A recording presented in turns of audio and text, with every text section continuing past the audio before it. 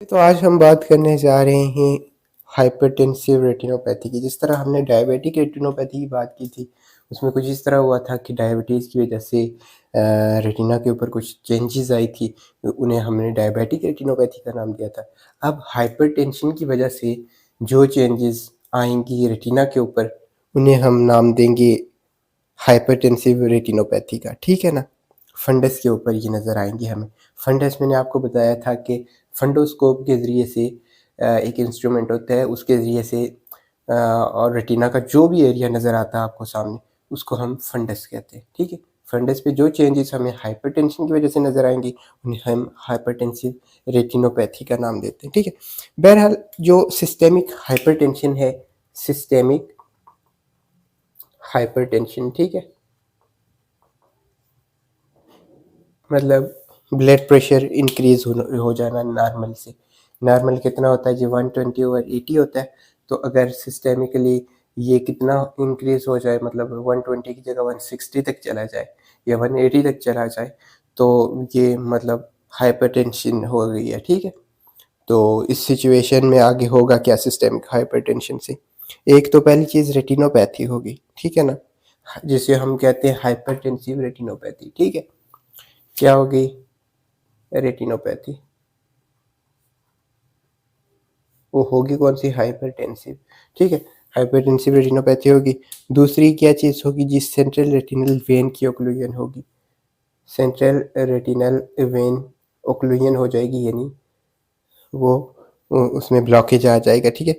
Branch retinal vein occlusion, ये भी hypertension की वजह से ये तीनों चीज़ें हो रही हैं, ठीक है, हाइपरटेंसिव रेटिनोपैथी में।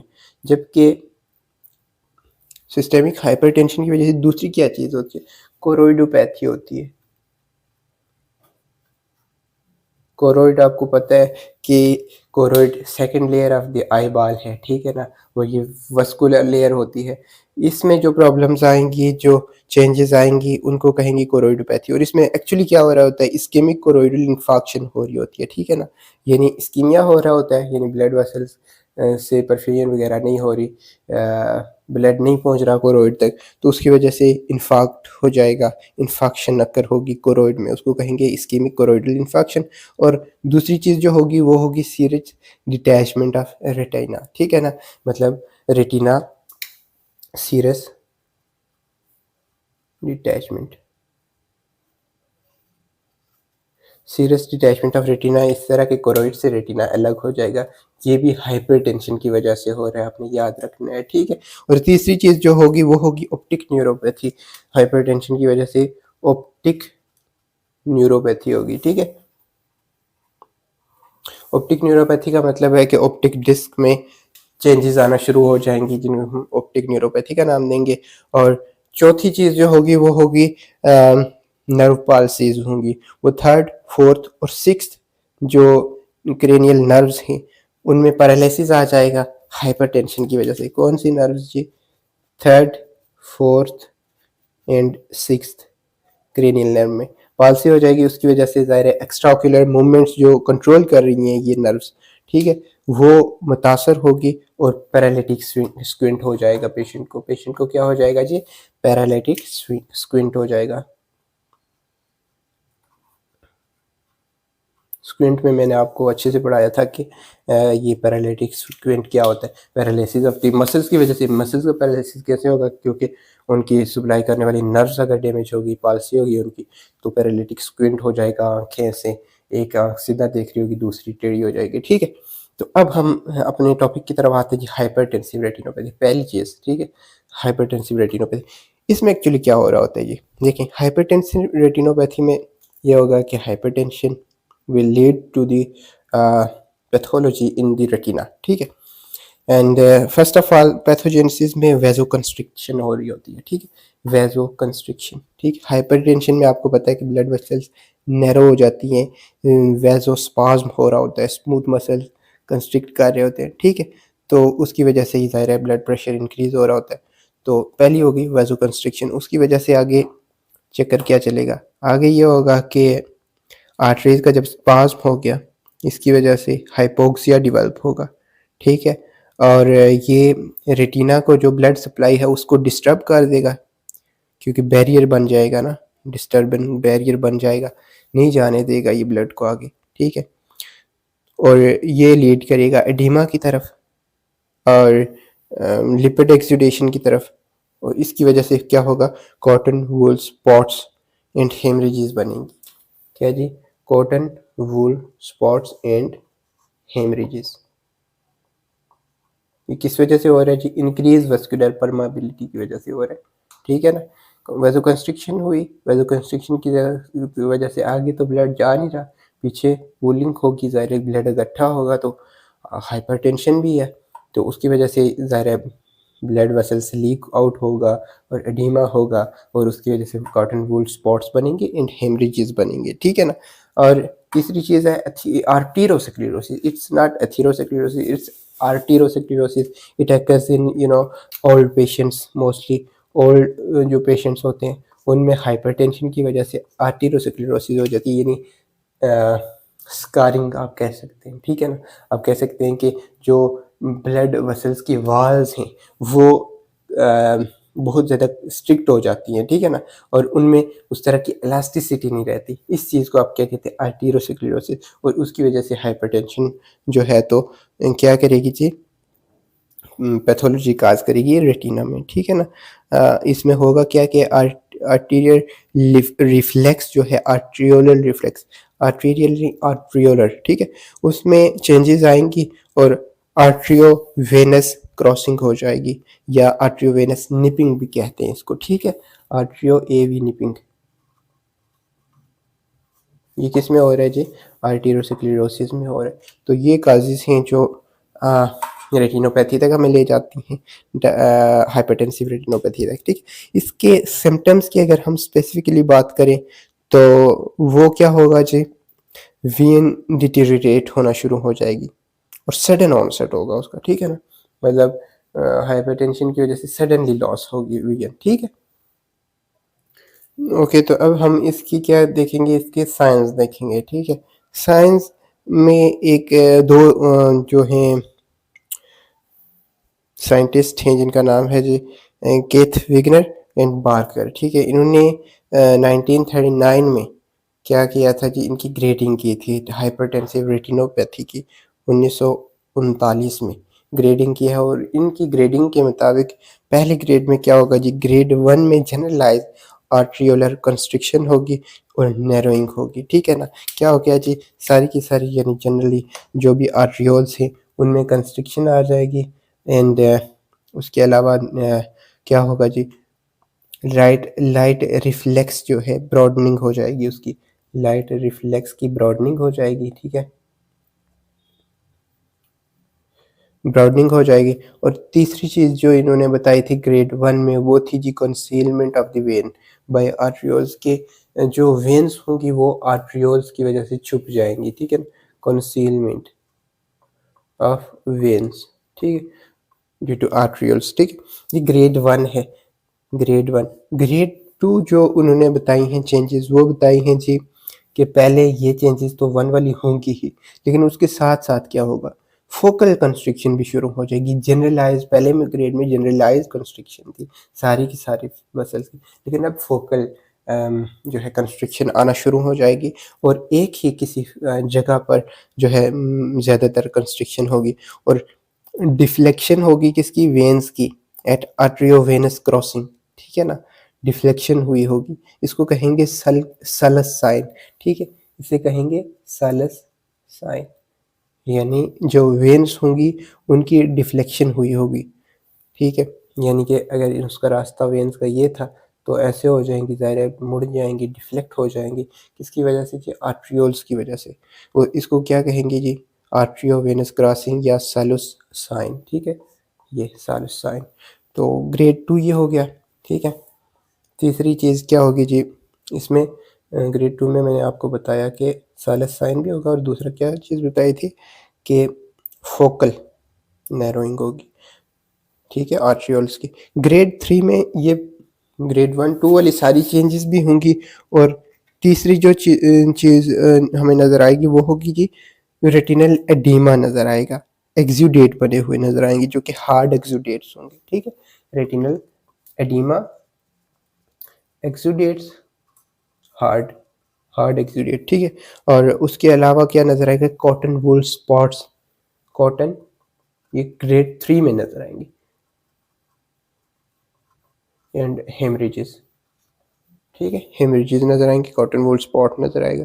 और ग्रेड 3 में ही कॉपर वायर की तरह की अपीयरेंस होगी आर्ट्रियोल्स की। कौन सी वायर की, ये बड़े कीवर्ड्स हैं, कॉपर वायर, ये आपने याद रखने हैं। क्या कॉटन वूल स्पॉट्स भी इसी में आ रहे हैं, कॉपर वायर अपीयरेंस भी इसी में आ रही है, ठीक है, किसकी, आर्ट्रियोल्स की, ठीक है ना।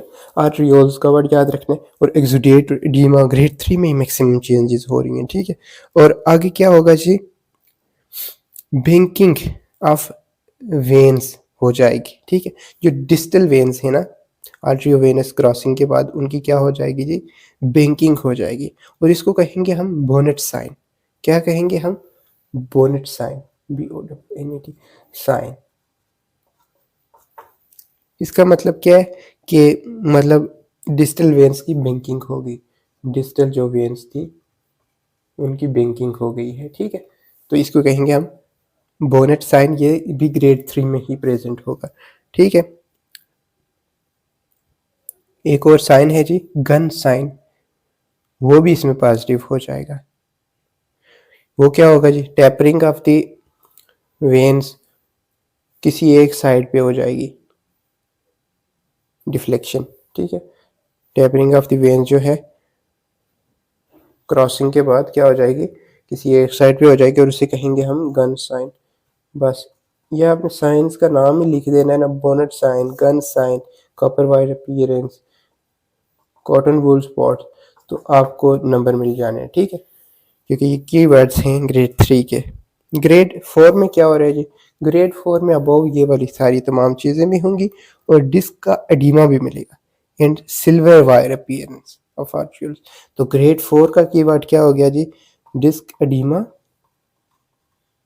एक तो एडिमा हो गया डिस्क के ऊपर, और दूसरी चीज़ जो है वो होगी ये, ऊपर वाले में कॉपर वायर थी, अब इधर कॉपर वायर नहीं, सिल्वर वायर, सिल्वर की वायर की तरह की अपीयरेंस मिलेगी आपको, कहाँ पे, रेटिना के ऊपर, ठीक है। तो इसे हम कहेंगे grade 4 hypertensive retinopathy according to the Wagener and Barker grading system, okay. तो ये थे कुछ ग्रेड्स। एक और ग्रेडिंग का सिस्टम दिया गया है जी, उसमें भी इसी तरह दिखाया गया कि ग्रेड 1 में क्या है कि जनरलाइज नैरोइंग है, ग्रेड 2 में भी इसी तरह जनरलाइज के साथ फोकल है, और ग्रेड 3 में क्या है जी, above changes plus retinal oedema, hard exudates, cotton blue spots, haemorrhages, बिल्कुल सेम इसी तरह की है, ठीक है ना। इसलिए उसको दोबारा पढ़ाने की ज़रूरत नहीं कि बिल्कुल सेम ही है, लेकिन वो क्लासिफिकेशन किसी दूसरे साइंटिस्ट की तरफ से थी, ये इन दोनों की तरफ से थी, ठीक है। तो ये आपको पता लग गया कि हाइपरटेंसिव रेटिनोपैथी में ग्रेडिंग क्या है। पहले ग्रेड में क्या होगा, पहले अगर इसको मैं सम अप करूं तो पहले ग्रेड में क्या था, जनरलाइज्ड नैरोइंग थी, ठीक है। दूसरे में क्या हो गया, जनरलाइज्ड भी होगी लेकिन फोकल भी आना शुरू होगी, और साइलस साइन पॉजिटिव यानी डिफ्लेक्शन आर्ट्रियोल्स जो थे उनकी क्या होगी जी, क्रॉसिंग, और साइलस साइन पॉजिटिव हो गया, डिफ्लेक्शन होगी, ठीक है। वेन्स की, सॉरी आर्ट्रियोल्स की नहीं, वेन्स की डिफ्लेक्शन, ठीक है। तो ग्रेड 3 में क्या गया जी, मैक्सिमम चीज़ें, retinal oedema, exudate, hard exudate जो थी, cotton wool spots, copper wire appearance, banking of the veins distal to AV crossing, ठीक है, इसको बोनेट साइन हमने कहा। और इससे आगे क्या कहा, tapering of veins on either side of the crossing, ठीक, क्रॉसिंग के बाद एक तरफ टैपरिंग हो जाए, ठीक है, तो क्या होगा जी, उसको गन साइन कहेंगे, ठीक है। और राइट साइड इसमें डिफ्लेक्शन वेन की होगी। और ग्रेड 4 में क्या बताया जी, silver appearance and disc oedema होगा, ठीक है, वेरी इजी। ओके, तो हाइपरटेंसिव रेटिनोपैथी से ही मिलती जुलती एक चीज़ है जो कि शुबा डाल सकती है कि हाइपरटेंसिव रेटिनोपैथी ही है, ठीक है। लेकिन वो असल में हाइपरटेंसिव रेटिनोपैथी नहीं होगी, बल्कि असल वजह उसकी कुछ और होगी। वो होती है जी डिजीज़ ऑफ अननोन एटियोलॉजी, ठीक है। इसको कहते हैं टॉक्सीमिया ऑफ प्रेगनेंसी, यानी प्रेगनेंसी इंड्यूस हाइपरटेंशन, ठीक है। प्रेगनेंसी इंड्यूस हाइपरटेंशन के बंदा बिल्कुल बंदी जो है नॉर्मल होगी, धीरे। और लेकिन जब वो थर्ड ट्राइमेस्टर में जाएगी ना, कैरी कर रही होगी वो अपना बच्चा, तो उसमें उसको क्या होगा जी, हाइपरटेंशन होगी और उसका पता भी हमें नहीं चलेगा कि हाइपरटेंशन हो क्यों रही है। ठीक है, इसमें होगा क्या कि एक तो ब्लड प्रेशर इंक्रीज हुआ होगा, दूसरा प्रोटीनूरिया होगा, यानी उसको यूरिन में क्या आएगा, प्रोटीन्स आएंगी, और जनरलाइज एडीमा होगा। ठीक है, तीन चीज़ें होंगी, क्या जी, हाइपरटेंशन होगी, दूसरा प्रोटीनूरिया होगा, पेशाब में उसको प्रोटीन्स आना शुरू हो जाएंगी, एंड जनरलाइज एडीमा हो जाएगा। ठीक है, ये तीन चीज़ें मिलेंगी आपको। और ये तीन चीज़ें मिलने के साथ साथ क्या होगा जी, क्लिनिकल फीचर्स रेटिना के शो होना शुरू हो जाएंगे, जो रेटिनल डैमेज के हो रहे थे हाइपरटेंशन में। ठीक है ना, वही चीज़ें जो मैंने हाइपरटेंसिव रेटिनोपैथी में बताई हैं, वही तकरीबन इसमें भी नज़र आना शुरू हो जाती हैं। ठीक है, एंजियोस्पाज्म होता है। ठीक है, एंजियोस्पाज्म की वजह से फिर ज़ाहिर कॉटन वूल स्पॉट्स बनेंगी, सुपरफिशियल रेटिनल हेमरेजेस आएंगी, रेटिनल एडिमा होगा, हार्ड एक्सुडेट्स बनेंगे। ठीक है, और मैक्यूलर स्टार और फ्लैट मैक्यूलर डिटैचमेंट होगी। ठीक है, ये चीज़ें मिलेंगी। एक्सुडेटिव रेटिनल डिटैचमेंट भी आपको मिल सकती है टॉक्सीमिया ऑफ प्रेगनेंसी, यानी प्रेगनेंसी इंड्यूस हाइपरटेंशन में। ठीक है ना, रेटिना के ऊपर।